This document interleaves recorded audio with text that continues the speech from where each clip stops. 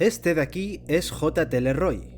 Leroy se presentó al mundo a finales de los años 90 como un joven escritor estadounidense que había tenido una infancia y una adolescencia terrible. Había sufrido abusos sexuales, adicción a las drogas, prostitución, contrajo VIH, vamos, como diríamos ahora, que tenía calle. Pero había un pequeño problema, y es que todo era mentira. J.T. Leroy nunca había existido, todo había sido un engaño perfectamente orquestado por esta señora de aquí, Laura Albert. Pero como toda buena historia, comencemos por el principio. Corría el año 1997. Internet entraba en las casas poco a poco, Titanic lo petaba en los cines y los Backstreet Boys lo hacían en la música. En medio de ese lío cultural, se publicó una antología poco conocida, titulada Close to the Bone, Memories of Hurt, Rage and Desire. Y uno de los textos que aparecían en el libro estaba firmado por alguien llamado J.T. Leroy. Esa persona era un completo misterio. Lo poco que se sabía de él es que era un chico joven, tímido, de rasgos andróginos y un pasado terrible. Había tenido una infancia en la que sufrió abusos sexuales, se dedicó a la prostitución y sufrió una grave adicción a las drogas. La gente vio en él la combinación perfecta de talento y misterio. Un pasado doloroso que le daba autenticidad a sus textos y, todo se ha dicho, generaba morbo, que eso siempre ayuda. Al principio, J.T. Leroy no fue un boom, pero en los círculos alternativos su nombre empezó a moverse entre músicos, cineastas y gente del underground. El misterio era parte del encanto, nadie lo veía, casi nadie hablaba con él directamente, pero sus páginas circulaban entre los lectores. Pero como hemos comentado antes, J.T. Leroy no existía, era una farsa. Un personaje inventado por la autora Laura Albert. Laura, al ver el éxito que empezó a tener el pequeño texto y el interés que despertaba el misterioso personaje, decidió hacer lo que hacen todos los ludópatas al entrar al casino, apostar todo el dinero de la universidad de los hijos al 7 de rojo. Decidió publicar un libro bajo el seudónimo de J.T. Leroy, siguiendo con el mismo estilo. El proceso fue muy de guerrilla. Llamadas, correos, paquetes con manuscritos y esa biografía que hacía imposible ignorar a J.T. Al principio, solo despertó el interés de sellos pequeños y revistas. Luego, con el run creciendo, aparecieron editoriales más grandes dispuestas a apostar por su publicación.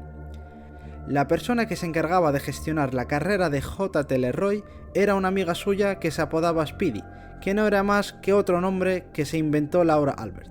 Ella se encargó de que el manuscrito circulara por el mundillo, haciendo que los lectores internos quedaran tocados, y con un eslogan claro para la promoción: lo que lees es la voz de un chico que ha sobrevivido al infierno y se atreve a contarlo. De esta forma, se publicó el primer libro de J.T. Leroy, titulado Sara.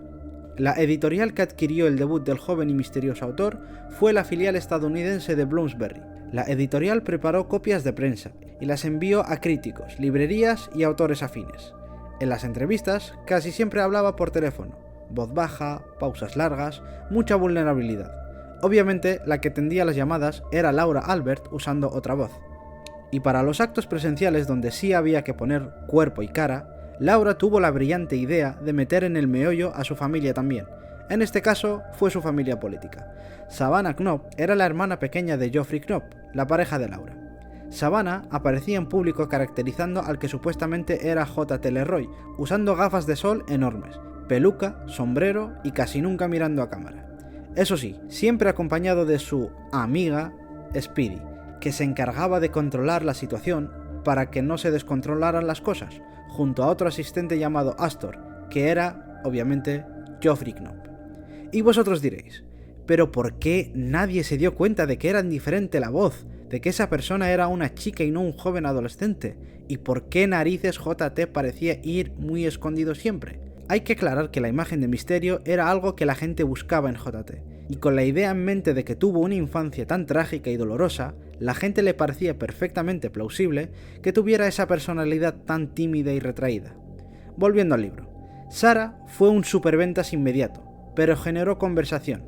Libreros del circuito indie lo recomendaban, la prensa alternativa lo amplificó y empezaron a moverse derechos en otros países. La narrativa externa era perfecta para la época: autenticidad, dolor y redención. Cuanto más misterioso era J.T., más vendía la historia. Con ese impulso llegó el segundo libro, The Heart is Deceitful Above All Things, publicado en el año 2001. Aquí el proceso fue más rápido, la editorial ya sabía cómo posicionarlo, y las reseñas llegaron antes de que el libro estuviera en todas las estanterías. Hubo lecturas públicas con el personaje protegido entre sombras y un trabajo fino de relaciones públicas. Entrevistas por teléfono, correos larguísimos desde la habitación de un hotel o desde una clínica y un equipo que brindaba cada detalle para que nada rompiera la ilusión. Los años pasaban y todo parecía ir viento en popa para J.T. LeRoy. La recepción de su segundo libro había tenido una muy buena recepción. El éxito fue tal que en 2004, tan solo 3 años después de su segundo libro, la directora de cine italiana Asia Argento llevó dicha novela a la gran pantalla. J.T. LeRoy ya no era un producto del mundo indie, ahora era un fenómeno internacional. Cuando Laura Albert pensaba que todo estaba yendo bien, algunas personas del mundo de la literatura empezaron a hacerse preguntas sobre el personaje. Pero no fue hasta el año 2005 que el periodista del New York Magazine, Stephen Beachy, comenzó una investigación sobre el personaje de J.T. LeRoy. El periodista empezó a dudar de todo lo que rodeaba a J.T. cuando asistió a una lectura del joven autor en San Francisco y este no aparece. A partir de ahí, Beachy tiró del hilo. Revisó lecturas públicas anteriores donde el supuesto autor no llegaba a aparecer nunca.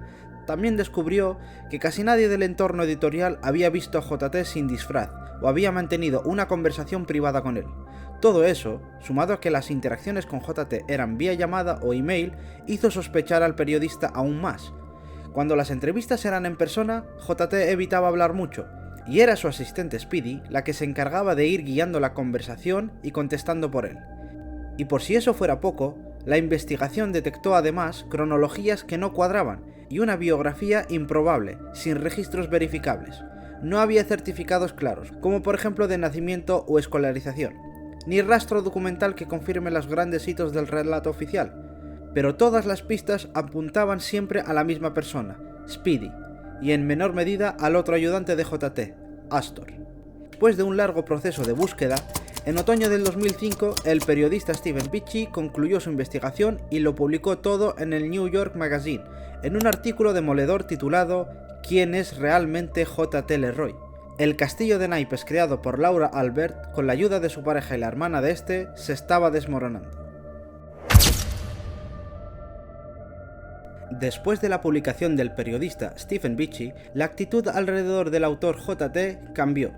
Se limitaron apariciones, las condiciones para realizar entrevistas se volvieron mucho más exigentes y fuera de cámara creció la sensación de que el relato no aguantaba demasiadas preguntas. En pocas semanas, lo que solo era un rumor en los círculos literarios se volvió un tema de redacción en los medios periodísticos más grandes de Estados Unidos. El 9 de enero del 2006 llegó el golpe que lo hizo oficial.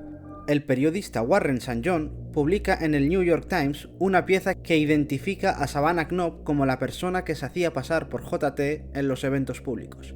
También describe el papel de Laura Albert como Speedy, la voz al teléfono, la que responde correos, la que organiza. A partir de ahí, la historia deja de ser misterio para convertirse en desenmascaramiento. Justo un mes después de este artículo, en febrero del 2006, Geoffrey Knopp, pareja de Laura, confirma el montaje. Dice lo que muchos ya sospechaban: J.T. es un personaje y los libros los escribió Laura Albert. La reacción es inmediata, se cancelan actos, se retiran invitaciones y la industria cultural pasa del encanto del mito al enfado por el engaño. Seguramente ahora te estés preguntando, ¿y todo este fraude tuvo algún juicio? ¿Tuvo alguna consecuencia? Pues la verdad es que la situación es un poco, vamos a decir, especial. El único juicio legal que hubo fue una demanda por fraude realizada por Antidote International Films, la productora independiente que había adquirido los derechos para realizar una película sobre el primer libro de J.T., Sara. Como era de esperar, el jurado falló a favor de la productora y obligó a pagar a Laura una suma total de $117.000 en daños y perjuicios, más otros centenares de miles por los costes legales. En lo que respecta a las editoriales, el escándalo no supuso ningún problema. De hecho, supieron sacarle rédito. Actualmente, el libro sigue a la venta, con varias reediciones ya. Las nuevas ediciones lanzadas después del escándalo tenían un prólogo y pequeñas notas que explicaban la autoría de dichos libros. Y por último, tenemos a nuestros 3 protagonistas. Laura Albert alegó desde el primer momento, y así lo sigue defendiendo hasta hoy en día, que J.T. Leroy era un personaje que creó para contar su historia, sin ser el foco de atención y protegerse de las posibles críticas. Actualmente sigue publicando libros, pero esta vez usando su nombre verdadero. Geoffrey Knapp se alejó de todo foco mediático tras confesar el montaje. Él mismo señaló a Laura Albert como la autora real de los textos y explicó todo el engranaje de llamadas y apariciones. Su hermana, Savannah, publicó sus memorias de todo el caso JT y fue asesora en el biopic lanzado en el 2018 y protagonizado por Kristen Stewart, la cual interpretaba a J.T. Leroy.